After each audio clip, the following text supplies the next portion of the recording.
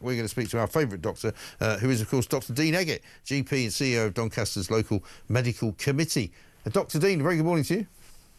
Good morning to you too, Mike. I mean, I'm assuming, and I could be wrong here, that the doctors' 5-day strike didn't particularly affect what you do, what your business is like, but did it, is my question?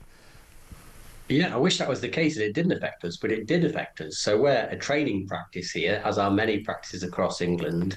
Right. And that means then that we have resident doctors who provide appointments for us. And we Okay. had resident doctors who didn't turn up over the past few days. So we've had to come in and do extra shifts or ask patients to wait. And we will now have a bit of a backlog of patients trying to contact us over the next few weeks to catch up with that capacity. Yes, because that was what I feared, actually, that, you know, it wasn't just the 5-day strike, it wasn't just what happened before, but it was what happens afterwards now as you try and catch up with what should have happened for the last week.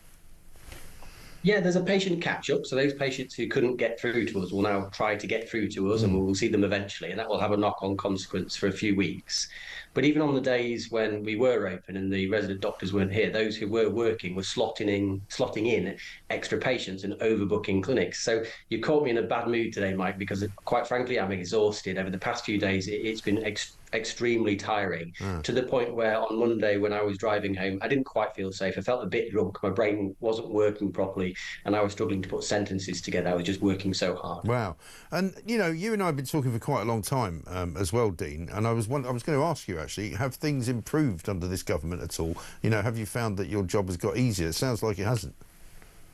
No, I really wish it was the case that things have got easier. And that's, I think, possibly one of the distractions about the strikes, because people are striking over money, but of course, money isn't the only problem. You know, we have all of the ongoing issues that the NHS is a terribly difficult place to work in at the moment. We can't deliver the care that we need to for patients for all the same reasons we've discussed. We haven't got enough people, we haven't got enough rooms, we haven't got enough time, people are getting sicker, there's more treatments available, etc., etc.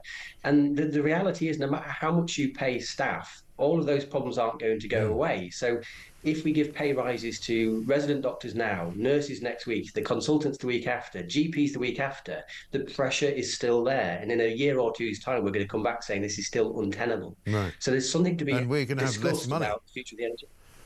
But, well, exactly. Right. And if we look at just the resident doctors, you know, this is going to cost us £1 billion a year in pay rises and maybe 1.5 billion over a 10-year course when you factor in wage rises over those years. That's not really sustainable, is it? No, it's not. But then again, you know, I've always said this, that you can probably find ways of saving money. I don't mean you personally, but the NHS. I mean, in the papers today, in the Mail, they've got a story saying the NHS has allowed trusts to spend almost £2 million on staff networks that have hosted a series of woke events over the past 2 years.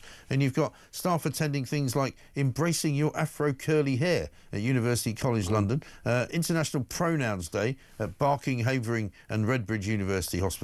You know, it's just madness, you know, and I bet you any money you and I could go in to the accounts department at the NHS and find millions and millions of pounds that you could save and put to proper use. And I don't mean just starve the NHS of money, but let them spend it properly.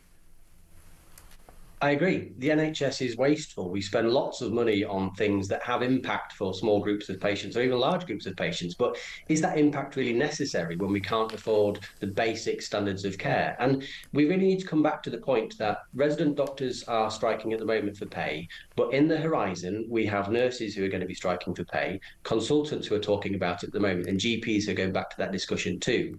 We cannot continue to throw money at the NHS without some form of radical change. And that radical change may well be either increase in taxes, and we all know that that's a bit of an issue, stopping wasteful spending in the NHS and actually go back to our core values, or say the NHS isn't really affordable and we need a different style of system, but we can't keep doing what we're doing. No, absolutely right. Good to talk to you. Dr Dean Eggitt, thank you very much indeed. Get some sleep, get some rest, for heaven's sake. I used to tell him to work harder, but now he's exhausted because of the doctor's strike. Absolutely shocking.